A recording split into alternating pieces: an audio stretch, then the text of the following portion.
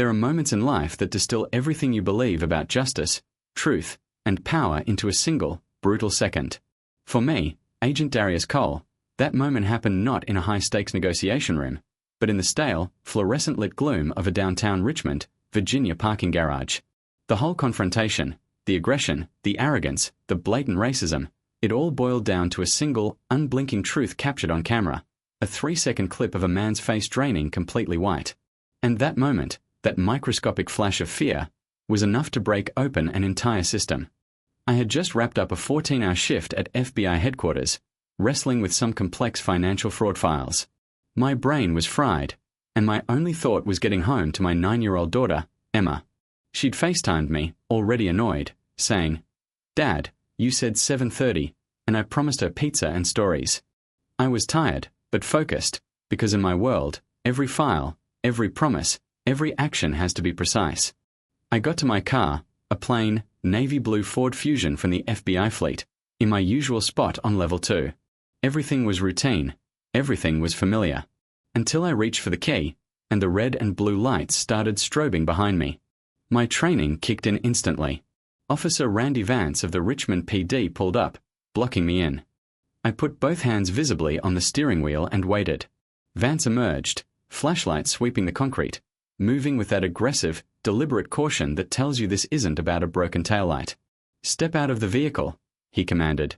No courtesy, no explanation. I took a slow, deep breath, reaching carefully for my credentials. "Officer, I'm a federal agent. Here's my badge."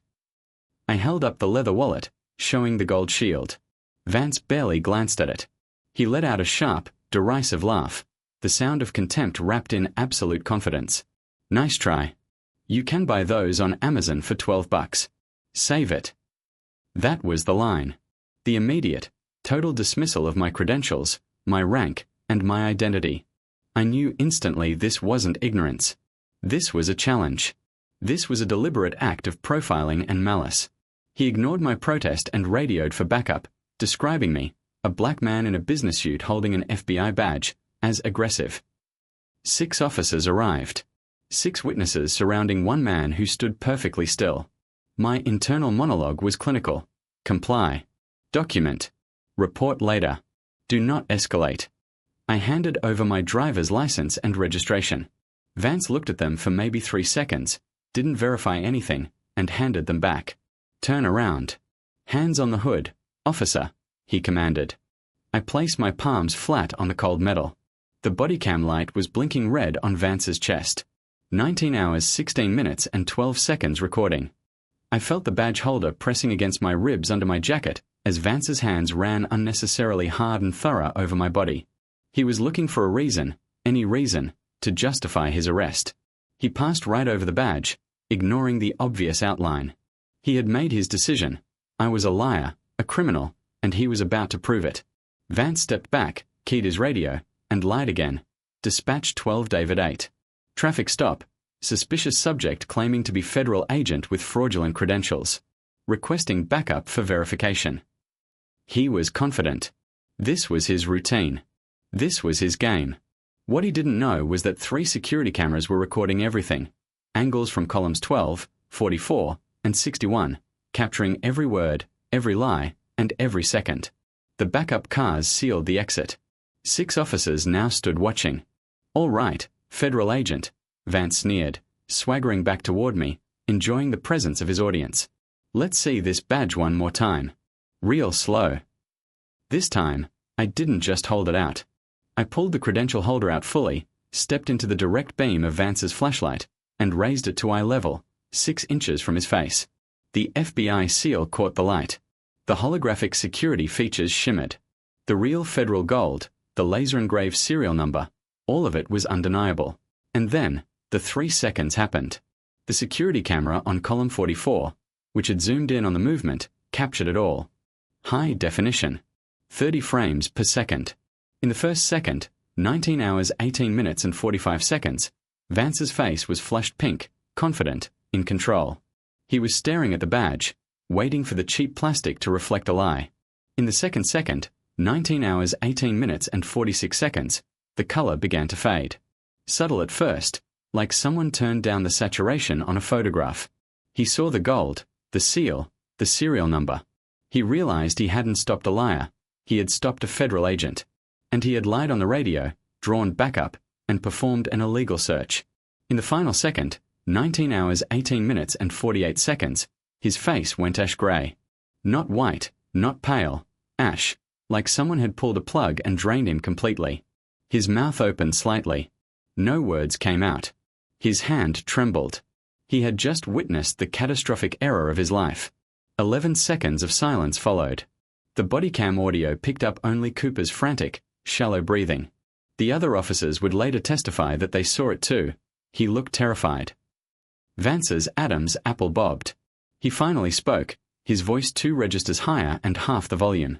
Dispatch 12 David 8, cancel that backup. False alarm, mix-up. Vehicle description was close to mine. Sorry. Sorry.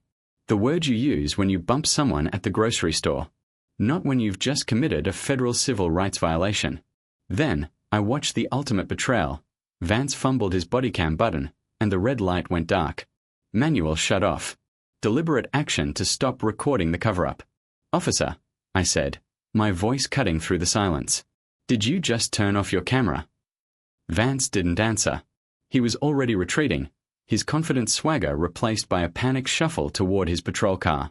The backup units, having seen the badge and Vance's ashen face, watched him go, no one saying a word, no one intervening. They all just watched their colleague self-destruct. I didn't let the badge go to waste. I drove home, filed my precise, clinical, unedited report to the FBI OPR hotline, referencing the timestamp, the camera angles, and the manual body cam shut off. I didn't write, Vance racially profiled me. I wrote, Vance stated my FBI credentials could be purchased online for $12 despite valid badge, photo ID, and matching vehicle registration. I let the facts and the contradictions speak for themselves. My complaint, however, was just the beginning. The FBI OPR investigation confirmed my timeline. But more importantly, a reporter named Sarah Bennett received an anonymous tip, linking Vance to 8 other buried internal affairs complaints, all filed by Black or Latino men, all involving illegal stops in the same downtown area. Vance wasn't making mistakes. He was playing a deliberate, protected game, rewarded with priority overtime shifts for making more field interviews. Then the clip leaked. That 3-second shot of Vance's face draining color. It hit Twitter and went viral. Hashtag went white trended nationally, reaching 5.1 million views. The public had convicted him before the legal system even began. The pressure became immense.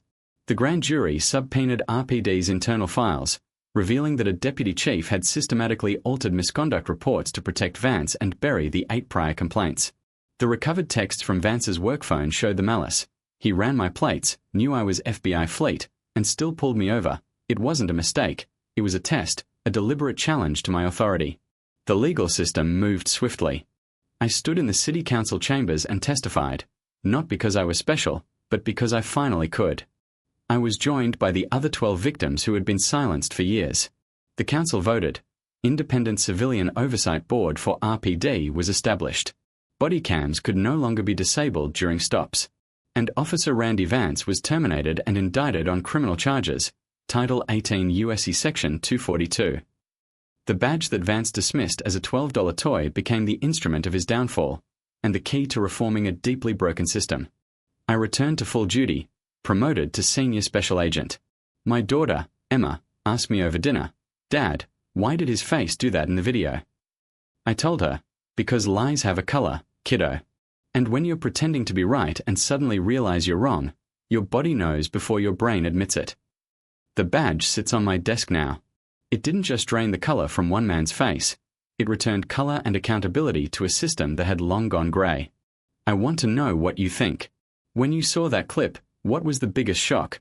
The cop's deliberate malice, running the plates and still stopping him, or the fact that his colleagues waited until after the investigation to break the blue wall?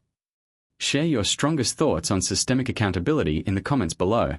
And if you believe that receipts matter more than rank, hit that like button.